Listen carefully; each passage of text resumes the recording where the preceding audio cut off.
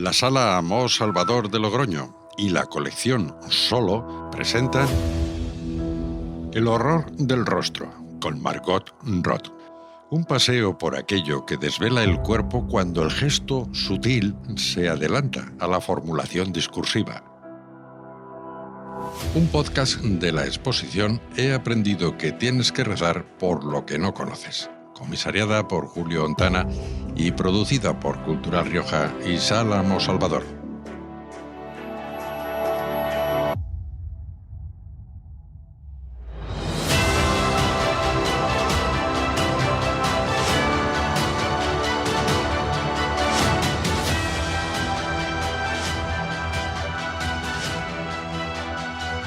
Tengo el placer de presentaros hoy aquí a Margot Roth, teórica de la cultura, invitada al ciclo de conferencias que va a tener lugar a lo largo del tiempo en el que dure esta exposición. ¿Por qué Margot Roth viene a hablar hoy a este ciclo? Es un asunto que espero que lo disfrutéis porque fue... No digo sobrevenido, Margot, la palabra no es sobrevenido. La palabra es deseado y profundamente ilusionante para quien humildemente presenta una selección de obras y quiere que los jóvenes despierten en esas obras lo que está oculto en ellas y ya no es capaz de ver. En realidad, mi deseo era que ellos me acompañaran. Estoy hablando de Margot Roth, estoy hablando de Pablo Caldera, estoy hablando de Manuel Padín y Claudio Ontana, que van a ser los 4 jóvenes que a lo largo del tiempo espero que podáis escuchar en la sala. Y despertar las obras de esa especie de adormecimiento que tiene para los que ya no tenemos el ojo limpio y para los que ya no tenemos la capacidad seguramente de agitar las pinturas, las esculturas y las pantallas, rodeados como estamos de las imágenes. La labor que le toca a ella es la de, seguramente dar un nuevo lugar a imágenes que para mí seguramente son tan nuevas en tus palabras y en tu voz como nunca las imaginé. Agradezco vuestra presencia, agradezco la presencia de Margot.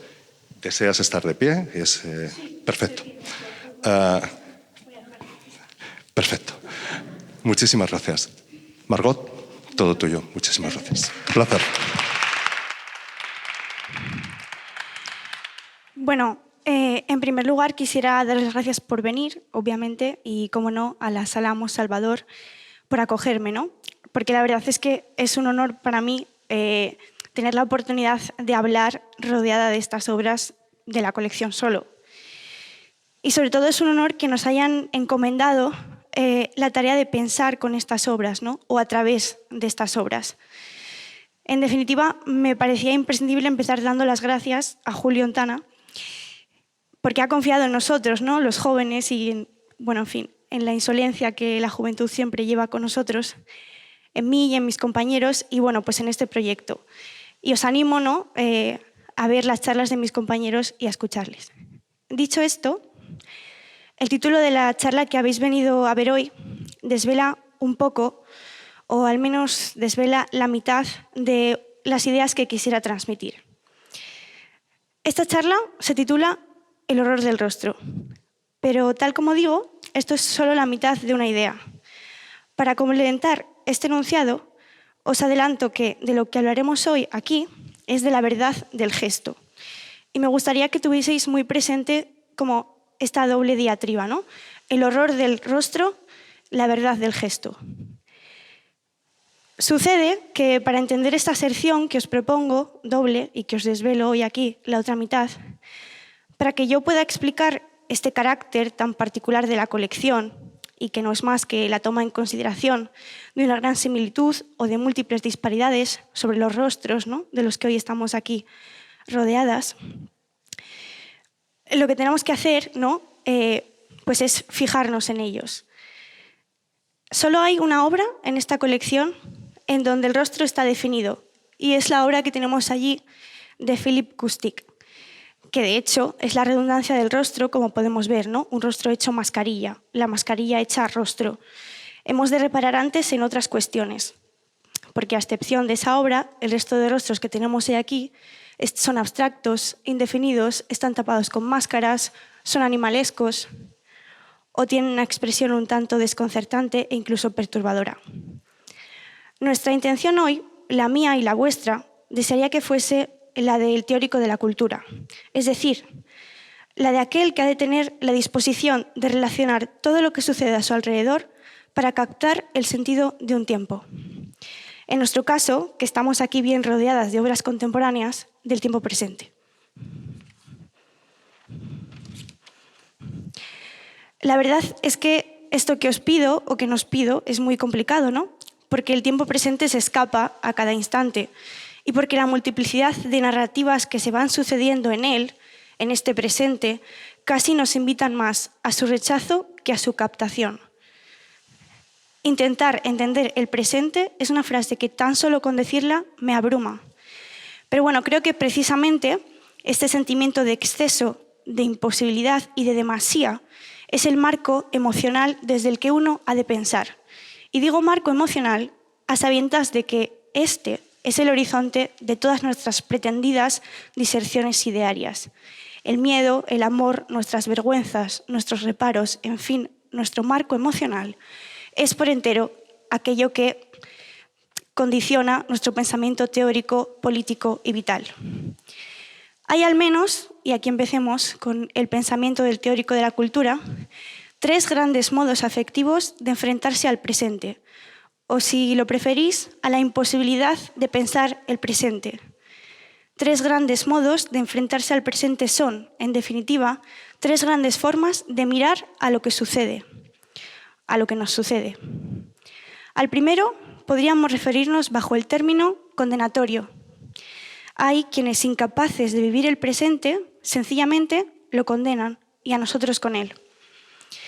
Está además quien sufre de severa indiferencia, segunda condición, ¿no? De nuevo, incapaz de vivir en el presente, se abandona a él. Y está el que se resiste, no el que resiste, el que se resiste. Este último, a mi modo de ver, mira al mundo en constante conflicto y es posible que desee afincarse definitivamente en alguno de los modos anteriores, incluso en ambos a la vez. Pero digamos que se resiste a estas 2 actitudes, a la condenatoria y a la indiferencia. No quiere condenar el presente porque esto es un modo radical de negarse a comprenderlo y tampoco quiere abandonarse al presente porque esto solo sería otra forma de negación a través de su aceptación acrítica. Hemos dicho ya al menos 2 cosas medio importantes. En primer lugar, que queremos mirar esta exposición e intentar entender el mundo, una empresa abrumadora. Queremos relacionar lo que vemos con lo que sabemos, sea lo que sea, y con lo que sentimos, sea lo que sea, y estar de algún modo en disposición de captar un tiempo que, como decimos, es abrumador, frenético, caótico y seguramente inasible. Y sucede que todo esto puede hacerse tomando al menos 2 actitudes. La de quien, abrumado por la dificultad de esta empresa, la abandona, y la de quien se deja llevar por esta dificultad, abandonándose en ella y sumiéndose en una actitud vital de plácida indiferencia. El primero mira al mundo con hostilidad. Posiblemente se niegue a ver, quizá nostálgico, vea solo un mundo que en realidad nunca habitó. Y esto lo digo porque creo que la nostalgia es tristeza de un tiempo que jamás fue, pero que siempre deseamos. Esto lo veo mucho hoy. Hay un montón de personas muy tristes que desean volver a un mundo que no conocieron, pero que en sus imaginaciones, de seguro, alguna vez fue mejor. El segundo es el ojo del abatimiento. Mira el mundo tal como es, pero es incapaz de conectar, de relacionar, de encender, en respuesta a la demasía de fenómenos que suceden a su alrededor, su sensibilidad. Lo que yo os propongo es que miremos estas obras y, en definitiva, que atendamos al mundo desde una tercera posición, que es aquella que se resiste, porque con la mirada, con el mirar, una obra, un instante anodino, una noticia, un suceso que pasa pues en la televisión o en cualquier parte, para mirar hay que pelearse en el sentido estricto, Hay que oponer resistencia a la hostilidad a la que nos lleva el evidente deseo de que el mundo en el que vivimos sea mejor, de que sea otro. Hay que oponer resistencia activa a que nuestros ojos cansados dejen de luchar por ver, que es algo aún más complicado que mirar. Yo creo que esta es la tarea del teórico de la cultura, resistirse a los impases del tiempo para tratar de estar siempre en el presente y no abandonar el mundo. Y os diré algo más. Mi mayor deseo es que esto no sea solo la tarea del teórico de la cultura, sino la dirección del pensamiento de todos, porque intuyo, según crezco, que este peligro de abandonar el mundo, bien huyendo de él o bien abandonándose a él, a sus locuras, es algo que a todos nos acecha.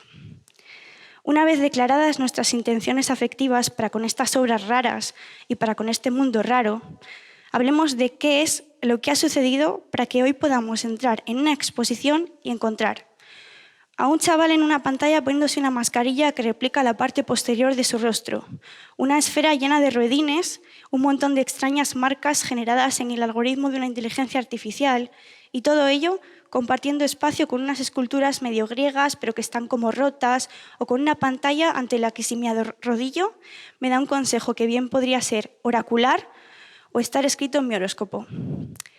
Y esta enumeración jocosa y absurda nos da paso a la primera de nuestras estimaciones sobre el presente. Y es que en el presente absolutamente cualquier cosa es susceptible de ser trabajada poéticamente. Bueno, hagamos un breve repaso, ¿no?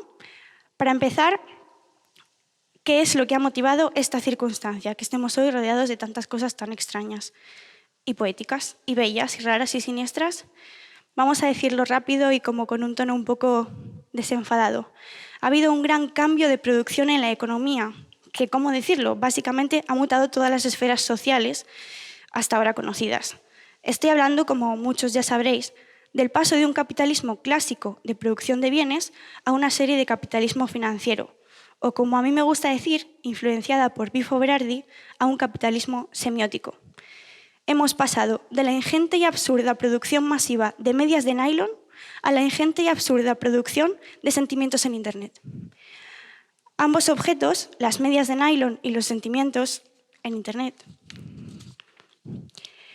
soportan dos itinerancias de economía que, como podréis imaginar, sostienen de muchas maneras el mundo en el que vivimos. Os voy a dar una definición de capitalismo semiótico que da Franco Bifo Berardi y que es muy interesante, ¿no? Porque aúna tres de las consideraciones hacia las que tenemos que mirar si queremos entender cuál es el gran cambio sistémico al que nos estamos enfrentando en el presente. El capitalismo semiótico sería una forma de capitalismo impulsada por la acumulación, la producción y la reproducción de signos. Es decir, ya no hablamos de bienes, de cosas, de objetos materiales, de medias de nylon, hablamos de signos. En la esfera del mercado, las cosas no son consideradas desde el punto de vista de su utilidad concreta, sino desde su intercambiabilidad y desde su valor de intercambio. Y de manera similar, en la esfera de la comunicación, el lenguaje es comercializado y valorado como performance.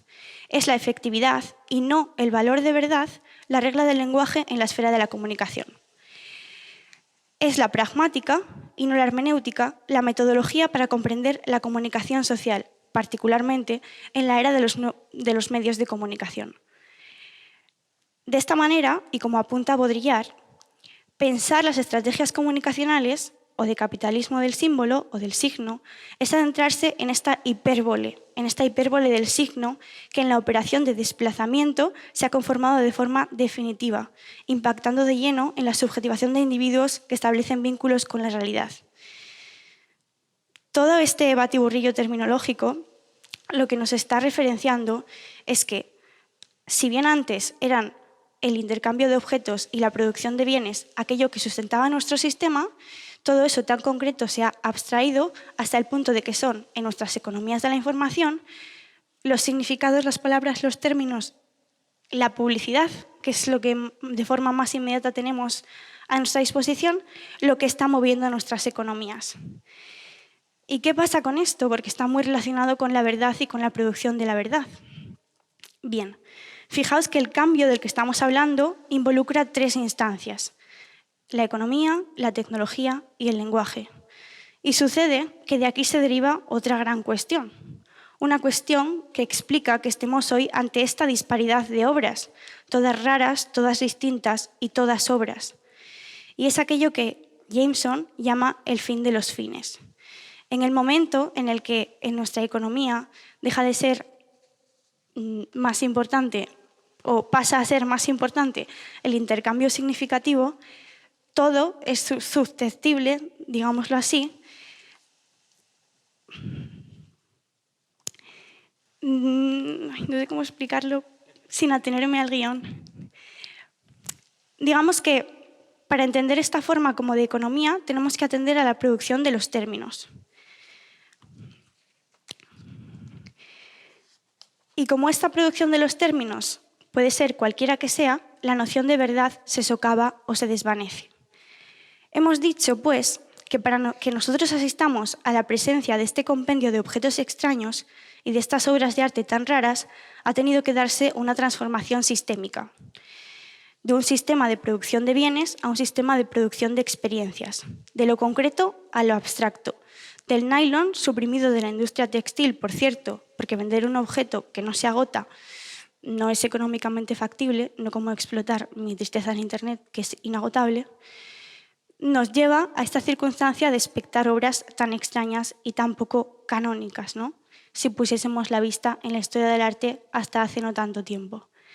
Hemos dicho que las tecnologías de la información y que el lenguaje, mediante la producción de símbolos, ha sido capaz de resignificar ad infinitum esta idea de verdad, que la ha socavado. Nuestras campañas publicitarias, como os decía antes, se basan en estos parámetros de ambigüedad del símbolo, de comercio del símbolo y del significado. Y si lo pensamos bien, lo que estamos diciendo es que si bien cualquier cosa es susceptible de ser cierta, o de ser ambigua, o de ser presentada como una experiencia que es posible consumir, cualquier cosa es susceptible de ser arte. Y evidentemente bajo unas condiciones materiales concretas que posibiliten que todos los autores que han ejecutado estas obras puedan haberse dedicado a ello. Pero salvando estas diatribas, en esencia hoy es muy difícil defender que algo no sea capaz de proporcionarnos eso a lo que Kant apelaba de la sensibilidad, ¿no? Lo sublime. Y es que en nuestro tiempo todo objeto es susceptible de ser poetizado. Esta circunstancia nos devuelve a las tres posiciones con las que pretendíamos definir los posibles acercamientos al presente. Los hostiles dirán que nada es arte, que ya no hay ningún gran concepto, ni ningún gran término, ni ningún gran parámetro, ni ningún gran formalismo a través del cual dictaminar que algo es arte. Los indiferentes dirán que todo es arte y yo sencillamente os invito a que miremos bajo qué condiciones estos extraños objetos se han convertido en lo que son. No solo afecta esta circunstancia a la que ya podemos llamar de forma evidente posmodernidad, a cuestiones como las que apelamos, ¿no? El nylon, nuestras publicaciones online, estas obras o los afectos con los que nos resistimos ante el mundo. Hay una más que evidente consecuencia individual o consecuencias individuales en la conformación de nuestras identidades respecto de esta circunstancia, ¿no? De nuestras identidades individuales, pero también de nuestra psique colectiva o de nuestra identidad como sociedad. Porque si todo es susceptible de ser cierto, si ya no hay un gran canon o un gran relato a través del cual decidir qué vale y qué no, si ya no hay telos, si ya hemos declarado que la historia ha muerto y que ya no hay historia, si solo asistimos a la moribunda retroalimentación reintegrada por el capital de lo mismo una y otra vez, ¿a quién le importan los códigos? Los códigos estéticos, los códigos lingüísticos, los códigos morales. El capitalismo financiero funciona porque por primera vez la materia pura de su ímpetu, de su motor explícito, de su funcionamiento, su fuente de alimentación, esta ambigüedad, es el deseo, nuestro deseo. En filosofía hay varias perspectivas para analizar esto. Un Deleuze clamaría darle rienda suelta a la máquina deseante que somos en pos de un pensamiento esquizoide. Ya no somos el neurótico que afirmó Freud, no somos el neurótico que Freud esboza en El malestar de la cultura, aquel que para conseguir la normalidad social, familia, monogamia, roles y posiciones, exigía un alto grado de represión. Por el contrario, en el Anti-Edipo se nos insta a la liberación de un deseo reprimido, en la fábrica que es nuestro inconsciente, en pos de un pensamiento creativo y rizomático. Para Félix Guattari, la esquizofrenia, este concepto filosófico, metafórico, que toma de ciertas psicopatologías, pero que no se adscribe como a una psicopatología concreta, sino que es más como una metáfora filosófica, debe ser considerada como la forma de producción de libre sentido, cuestión que entra en conflicto con los intereses de un capitalismo en donde el deseo es el motor del consumo. Para explicar esta cuestión con un ejemplo que a todos podamos comprender, diremos lo siguiente. La cuestión del deseo, del esquizo, de la liberación del deseo, se revela muy bien en el debate sobre los afectos. Hay personas para quienes el poliamor es la expresión de una liberación de códigos burgueses, de celos, de posesión, de libertad coartada, pero hay personas para quienes el poliamor solo es el aliento del consumo de los cuerpos. En definitiva, asistimos a una mutación psicosocial, en donde el paisaje al que hemos de mirar revela, sea como sea la metáfora sobre la estructura de nuestras conformaciones psicopatológicas, bien dispongamos, como decía Freud, que somos unos neuróticos o que vivimos en una era de capitalismo esquizoide, lo que sabemos, a fin de cuentas, es que tenemos mucha ansiedad, mucha angustia y mucha depresión. Una absoluta incapacidad para conectar con el tiempo, y ya no el gran tiempo de una historia acabada, sino un presente que por todos estos motivos nos es complicado mirar, y aun cuando decidimos mirar, nos es complicado ver, comprender.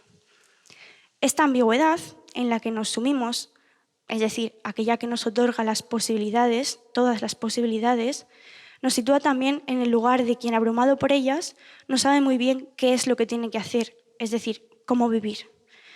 Nuestras luchas políticas, nuestra capacidad de subvertir los órdenes dictatoriales de sociedades no tan antiguas y retrógradas han abierto un camino para que muchas de nosotras podamos decidir quiénes somos. Ahora, la abrumadora pregunta es, ¿quiénes deseamos ser? Y la pregunta más complicada todavía ¿es posible subvertir el orden de nuestro deseo? Fijémonos, después de todo esto, porque es curioso fijarse y percatarse en cómo la selección de esta colección está repleta de rostros. Es curioso detenerse, de hecho, en la apreciación de que ninguno de estos rostros está completamente definido.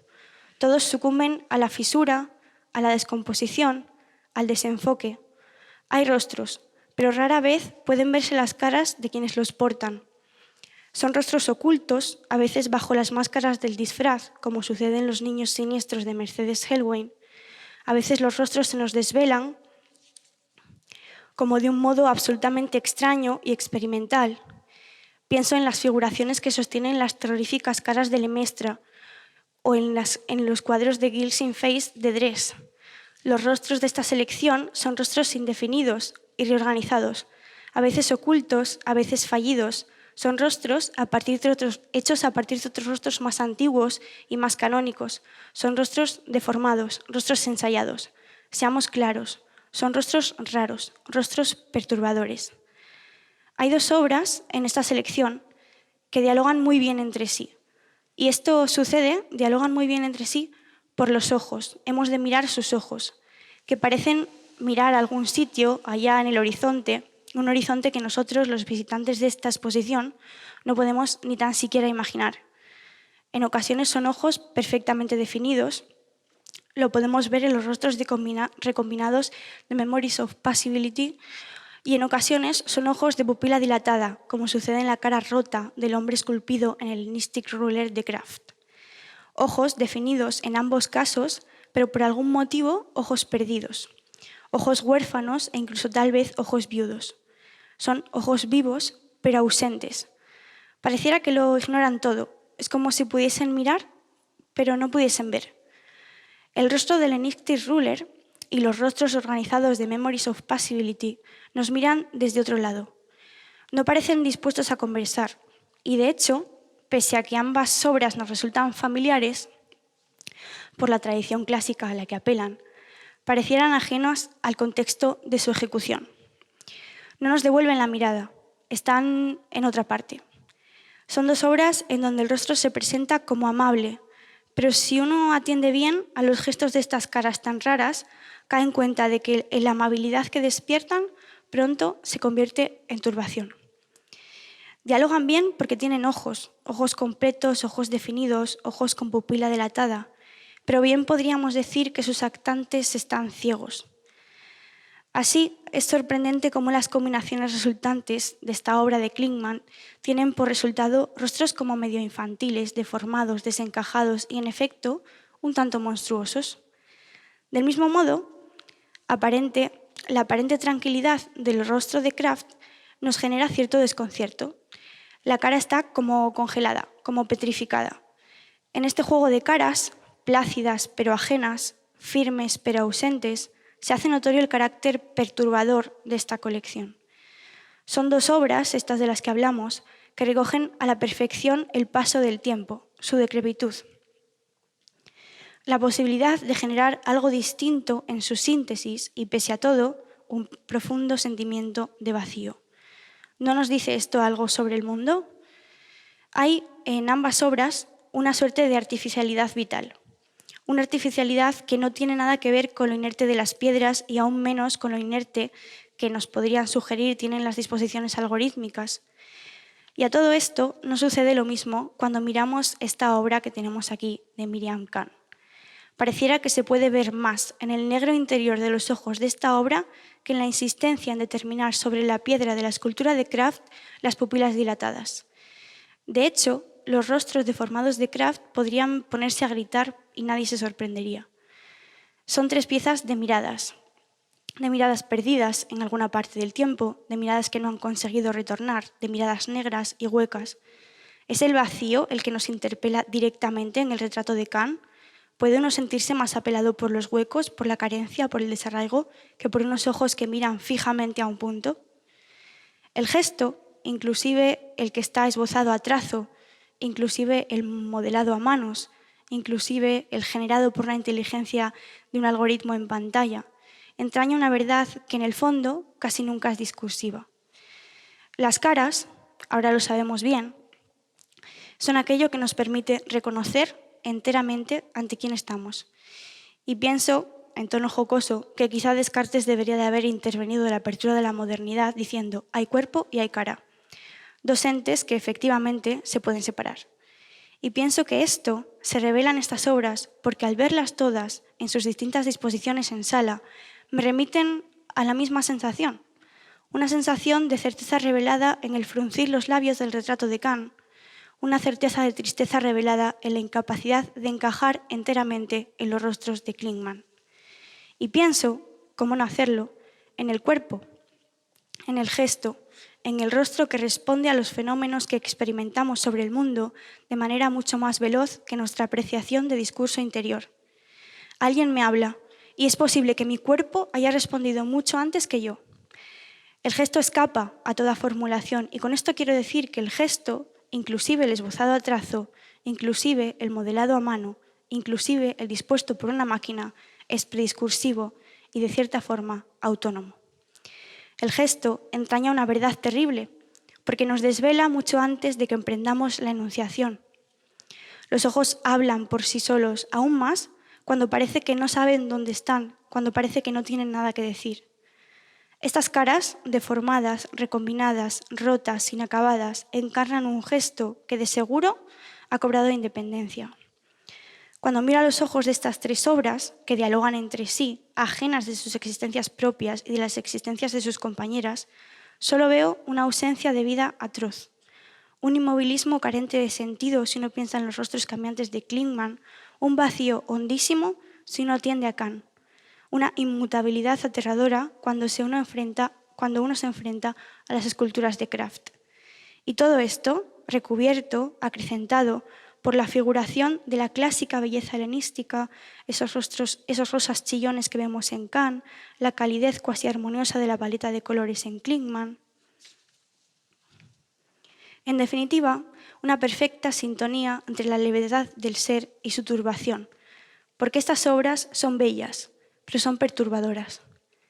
Hay algo de monstruoso en la disposición de estas obras, tal vez porque haya algo de monstruoso en nuestro interior, Los monstruos siempre han funcionado como contenedores de proyección de los terrores propios, monstruos como figuraciones de lo que nos atormenta y que en el fondo está muy dentro de nosotros. Hay algo de monstruoso en la gestualidad de estos rostros. Casi pareciera que evidencian un fracaso o el fracaso de un tiempo total, el fracaso de una belleza arcana que permanece, que se arrastra en escombro y deformación, el fracaso de unos ojos sin blanco, que lo dicen todo en la hondura de la negritud, el fracaso de recomposición del rostro de la historia, todos ellos bellos, pero por algún motivo incapaces de encajar. Y no es de extrañar que estas obras discurran entre estas disposiciones, porque la belleza nunca ha sido una cuestión complaciente y es claro que estas obras, este relato común, acomete en una suerte de turbación, que a mi juicio hace mella en todas nuestras largas disertaciones sobre la identidad. Y no porque la cuestión de la identidad aburra, porque buena falta nos hacía dar cuenta de que somos los escombros de ideas arcanas que sobreviven a duras penas y la síntesis del canon a través de la historia, una suerte de deformación novedosa. Buena falta nos hacía mirar a unos ojos negros, difuminados y borrosos y ver más. Si hiciésemos una lectura abstraída sobre qué verdad monstruosa encarnan los gestos de estas piezas, tal vez nos descubriríamos preguntándonos por nuestros propios rostros, por nuestras propias identidades y por nuestras propias monstruosidades. Hoy, que lo sabemos todo sobre las disposiciones culturales de nuestras identidades, hoy que decimos comprender cuáles son los constructos fundamentalmente políticos de nuestras formas de ser, hoy que podemos decir yo soy y sin embargo rostros ajenos, ausentes, de pares de ojos que no miran hacia ningún lugar y una gran sensación de vacío. ¿No nos dice esto algo sobre el mundo? Entre la risa y el sollozo, entre el chiste y el cinismo, entre la inocencia y la perturbación, entre la ingenuidad y la más osada y violenta inteligencia. Pienso en los niños de Mercedes Helwyn, pero también en la basura iconoclasta de Matelli. Pienso en las caras de cansancio de Mosley, pero sobre todo en la inexpresión de Fox. Son rostros que aterran y que suscitan sonido de puertas que chirrían o de grifos abiertos en mitad de la oscuridad. Pienso, como no, en todos estos rostros de la colección, en sus ojos punzantes, en estos ojos que miran sin mirar, que miran sin ver. Es curioso, si uno se fija, nuestra selección está repleta de rostros indefinidos, de rostros deformados, de rostros desencajados, de rostros rotos, de rostros esculturales de forma de ojo sin cuenca, de forma de ojo sin pupila. Ojos que no apuntan a ningún lugar, ojos que sin lugar a duda podrían echarse en cualquier momento a llorar y nadie se sorprendería. ¿No nos dice esto algo sobre el mundo? Hay un terror en el gesto, un horror del rostro que revela sin necesitar de la anunciación, un lenguaje de las caras que es independiente y que es autónomo, un lenguaje del rostro que hace mella en una actitud epocal. Distancia, ausencia, extrañeza y belleza, sí, pero perturbación. Y aquí lo vamos a dejar.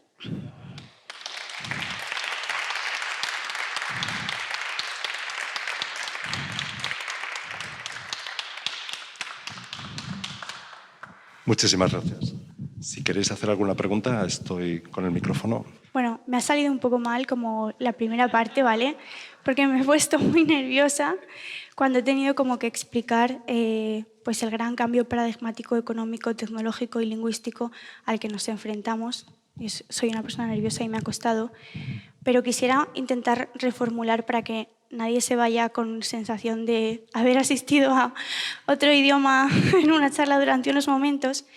Y es que una de las cosas que me interesaba mucho cuando me puse a pensar en esta colección era intentar comprender cómo era posible que hubiésemos llegado a una sala en donde encontrarnos con tantos objetos variopintos y extraños, de tantas texturas, de tantos modos distintos de hacer. Me he encontrado a lo largo de mi vida a muchas personas que han tildado algunas obras de no, esto no es arte o esto es arte. Bueno, en fin. Y yo creo que esta cuestión está severamente relacionada con un evidente fin del gran relato o con un evidente fin del gran telos. Y es que, si bien no no tenemos una gran dirección hacia la que dirigirnos como sociedad o como desde un punto de vista histórico, desde un punto de vista político. De pronto pareciera que vivimos en esta especie de ambigüedad en donde, bueno, pues todo podría valer, ¿no? Y digamos que esta perspectiva le vale a otro para decir, no, es que nada de esto vale o nada de esto es arte, o es que nada es cierto o es que todo es cierto. Claro, encontrar una perspectiva crítica con la que asomarse a intentar entender que vivimos en esta ambigüedad tan compleja, yo creo que es la actitud deseable, ¿no?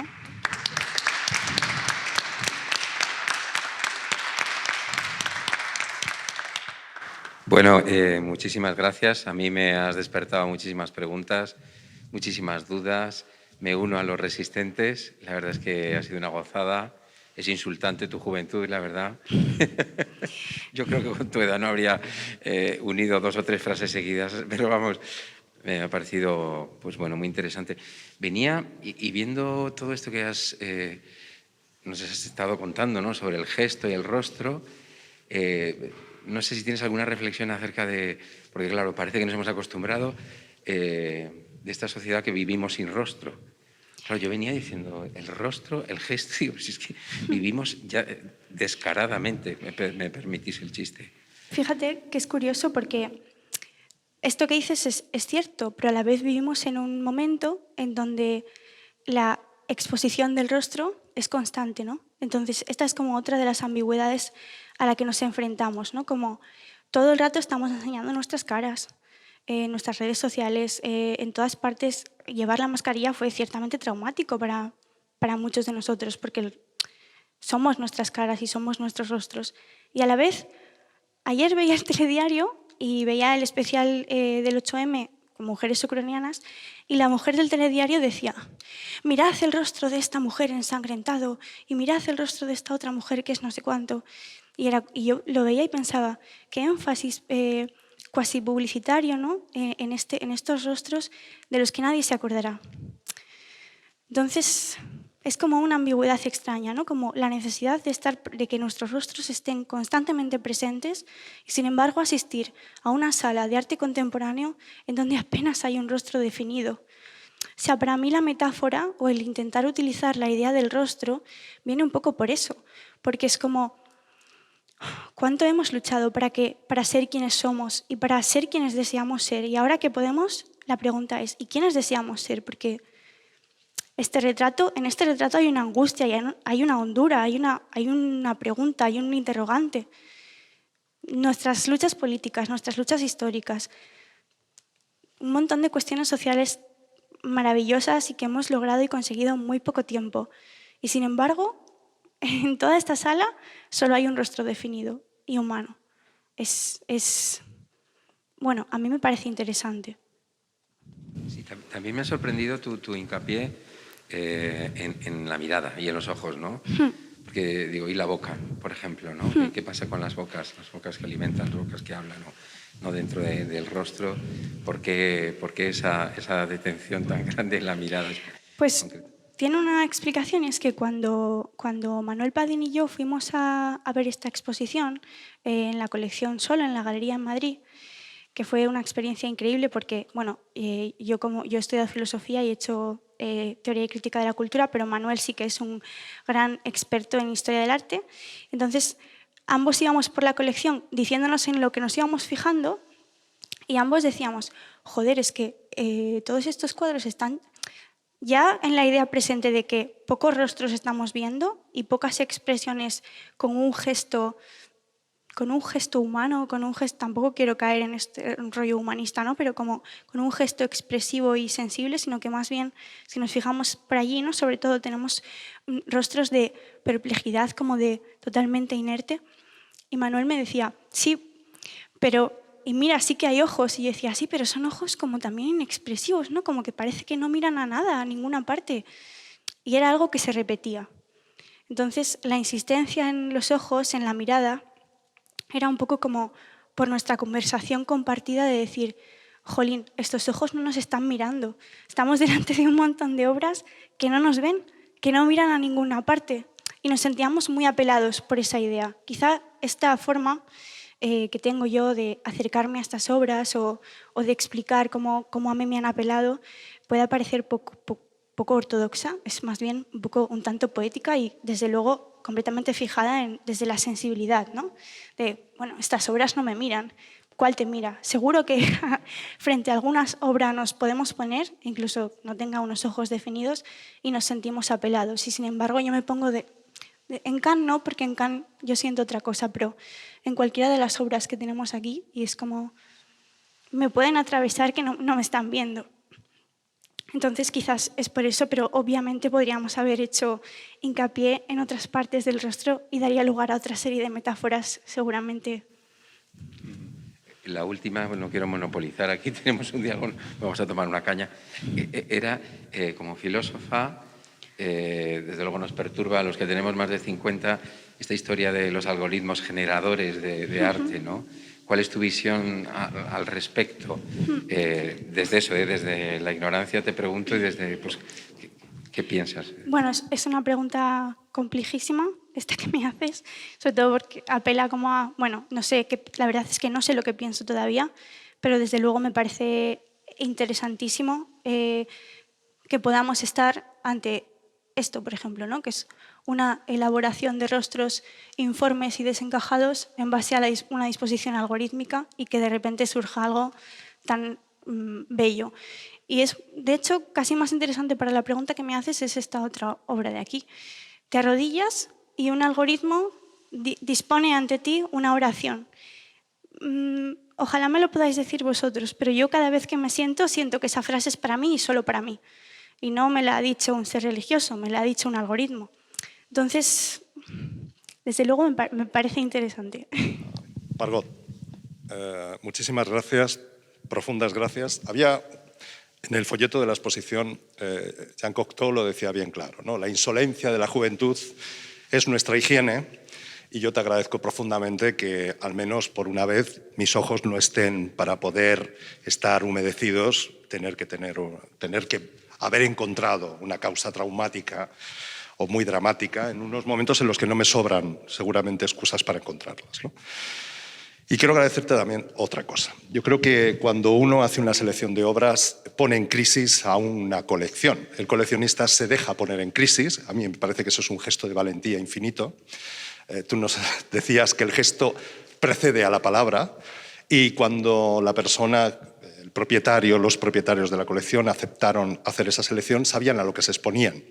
Y es muy interesante que ni siquiera lo cuestionasen, ¿no? Pero quiero decirte también que en el momento que alguien hace una selección e invita a un joven como tú, a una joven como tú y a los 3 compañeros que vendrán después a que vean la exposición, quien se pone en crisis es también el propio comisario. Y quiero agradecerte profundamente el que lo hayáis hecho de una manera tan generosa, tan amable, es decir, que no hayas puesto ninguna reticencia a venir aquí, que sé que has tenido seguramente que comerte algunos días de tu descanso. Pero quiero agradecerte profundamente que me hayas hecho a mí también ponerme en crisis. No hace otra cosa el arte, poner en crisis. Os agradezco a todos profundamente que hayáis venido, que hayáis estado presentes, que hayáis compartido con nosotros estos momentos. Gracias, Margot, profundamente también. Y deseando verte de nuevo muy pronto. Muchas gracias. Gracias a vosotros. Gracias.